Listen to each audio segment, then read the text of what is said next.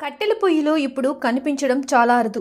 దారిద్ర్య రేఖకు దిగువన ఉన్న వారికి, ఆర్థికంగా వెనుకబడిన వారికి కేంద్ర ప్రభుత్వం 2016 ప్రధానమంత్రి ఉజ్వల యోజన పథకం తీసుకొచ్చింది.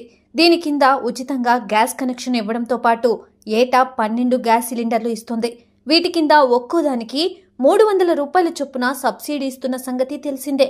గతంలో 200గా ఉన్న సబ్సిడీని గతేడాది కేంద్ర ప్రభుత్వం రాఖీ కానుకగా దీనిని 300 రూపాయలకు పెంచి శుభవార్త అందించింది. అయితే ఇప్పుడు ఈ గ్యాస్ సిలిండర్ వినియోగదారులు ఖచ్చితంగా గ్యాస్ ఏజెన్సీకి వెళ్లి అక్కడ ఈకేవైసీ వివరాలు అప్డేట్ చేయించుకోవాలని చెబుతున్నాయి ఆయిల్ కంపెనీలు. మరోవైపు కేంద్ర పెట్రోలియం మంత్రిత్వ శాఖ కూడా ఇదే చెబుతోంది.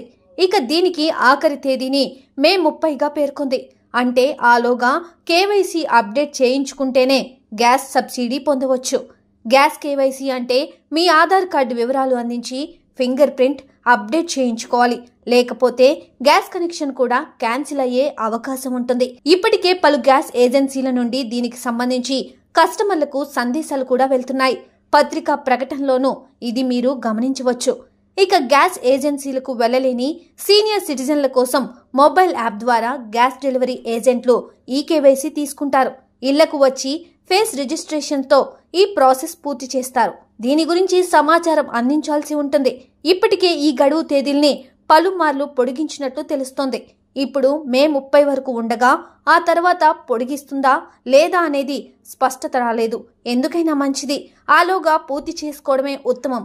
ఎలాంటి ఆందోళన లేకుండా గ్యాస్ కనెక్షన్ కొనసాగించుకోవచ్చు, సబ్సిడీ పొందవచ్చు.